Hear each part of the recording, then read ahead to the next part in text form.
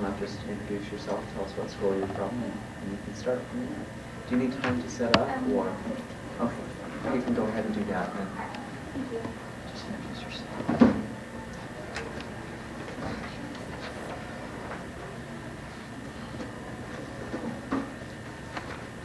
Not very well. Really?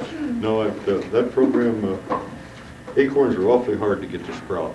And throughout monitoring last year, we found 30 to 40% of them survived, which is pretty good for olives. Well, good. I'm glad. So I had a good time.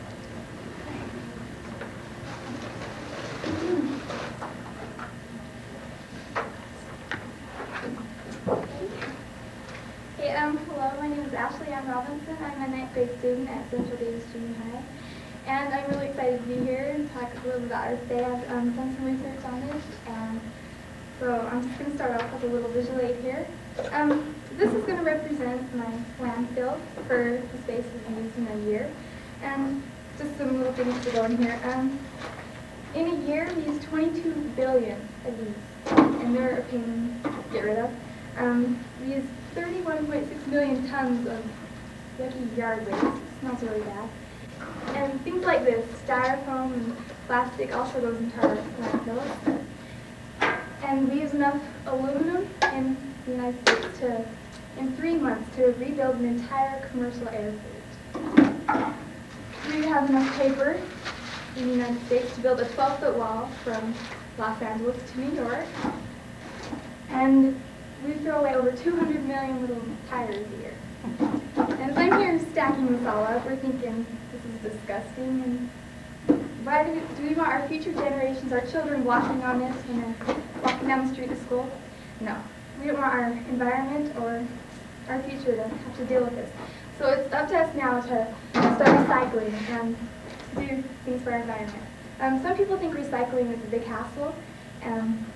It's costly and time-consuming, but it really is important if we want to save what we have. It's very simple, actually. You collect these things, just divide them up like newspapers, cans, and you can take them to any number of places and drop them off into bins, and they're recycled very, very easily. Places such as Bloom Recyclers of Ogden and Bountiful Recycling Center.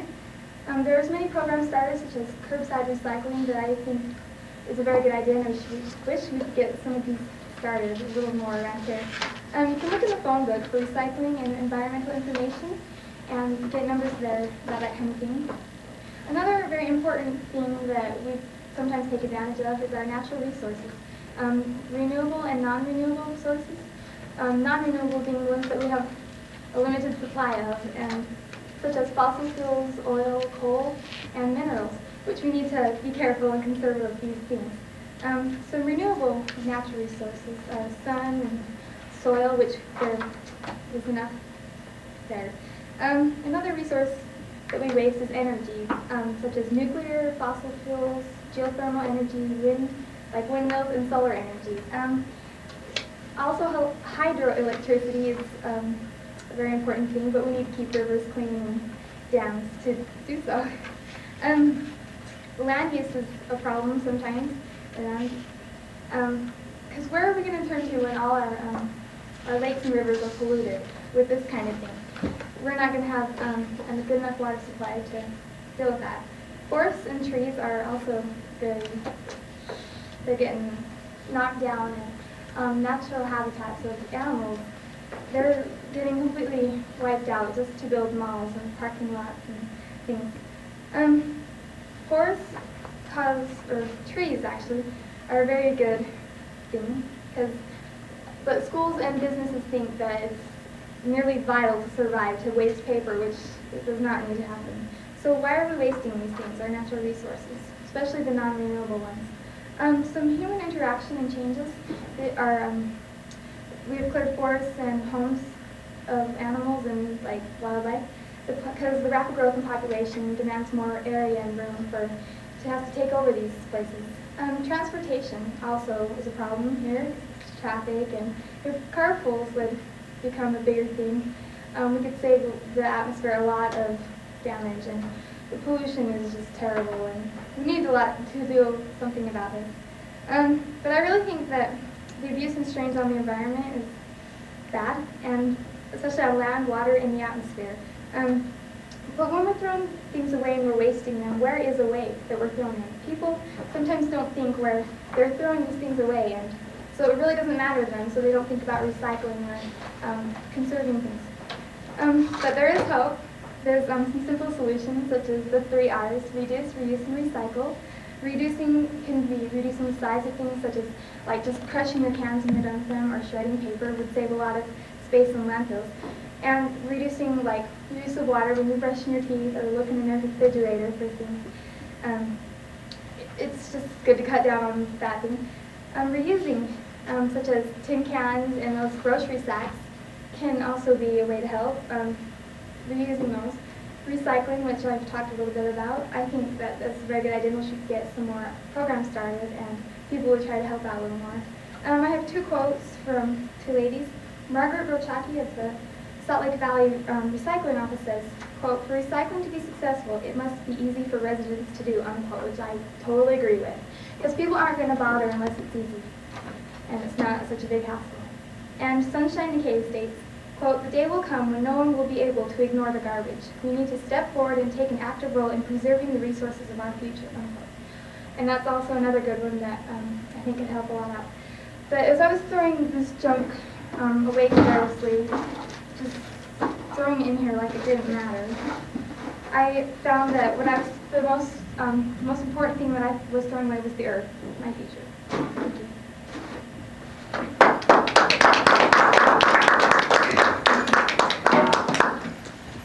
Corners is Jack Schmidt. He's the Chief Operating Officer of Wasatch Energy Systems.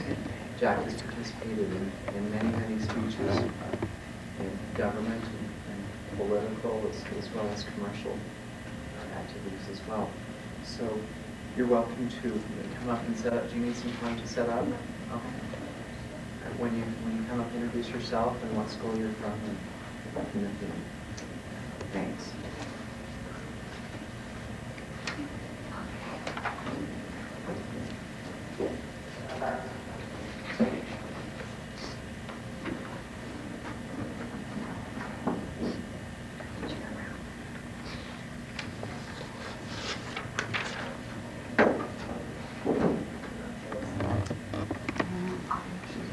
Tape or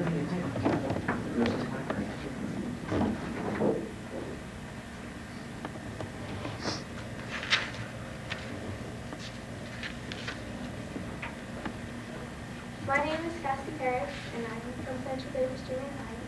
I'm 15 years old. I'm in the 9th grade.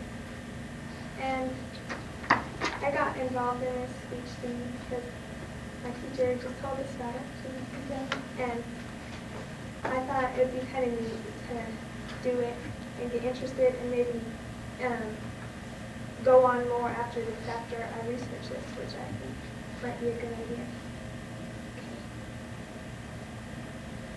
What is approximately 70 miles long, 30 miles wide, and has a maximum depth of 43 feet, and contains literally tons more salt than your table, and used to be a waste dump. If you guessed the Great Salt Lake, you're absolutely right.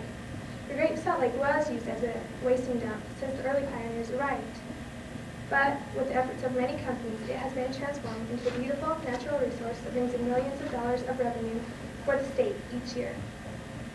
The Great Salt Lake is unique among the lakes in the Western Hemisphere because of its combination of size and salt content. Solutions and steps have been taken and are also being taken and planned to stop and prevent some of the problems that are affecting the ecosystem of the Great Salt Lake.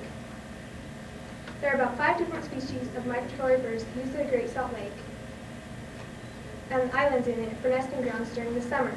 Seagulls, pelicans, and cormorants, terns, and herons make the Great Salt Lake their home during the nesting season. Due to the high salt content in the water, most aquatic life forms cannot live there. Forms of algae, bacteria, and protozoa all exist in the lake because they have been able to adapt to the lake's high salinity. Brine fly and brine shrimp are among the more advanced life forms in the Great Salt Lake.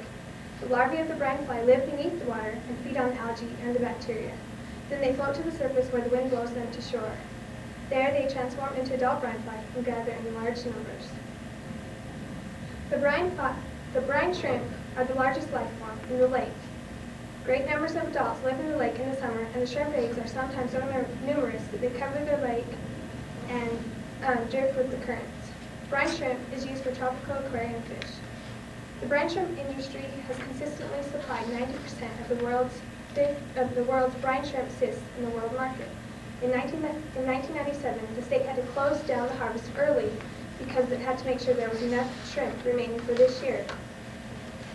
The salinity content has dropped from about 14% to about 10.5% in the past 2 years, causing a less than satisfactory harvest. The problem is water south of the Union Pacific Railroad causeway in the Great Salt Lake is too fresh. The fresh water is threatening the brine shrimp. If the brine shrimp population were to crash, there would be a catastrophic consequence for the millions of migratory birds that stop at the lake to feed and rest each following spring. The south arm of the lake is being diluted by fresh water from the Bear, Jordan, and Weaver rivers. The north end is isolated and receives water from the south end. This water, which is already saline, evaporates, thus leaving even more salt in the north end. A 300-foot long opening near the causeway's western end helps equalize water levels, but does very little to help the salt imbalance. The saltiest water is heavier and settles deeper in deeper areas of the lake. Although the opening is wide, it is also shallow, so this extremely salty water cannot flow through. Thus, the water is becoming too fresh for the brine shrimp to live in. I discovered some possible solutions would be to expand the opening in the rock in the soil causeway. Removing the causeway is another suggestion, and just go around the lake. Expanding the culverts or installing new culverts, or also dredging a deep channel through the 300-foot opening to allow the movement of the saltiest water. All of these plans would be very effective solutions to keep salinities in range that will support the ecosystem of the Great Salt Lake under most lake levels. We need to protect the Great Salt Lake because of its uniqueness. Planning must be an ongoing process to ensure that we use this resource very effectively. If we don't put some of these funds to use soon, we will lose a great industry and also many life forms. And this poster just shows the causeway in the north end, which has way more salt in it than the south end, and some of the islands that the birds stop at each year.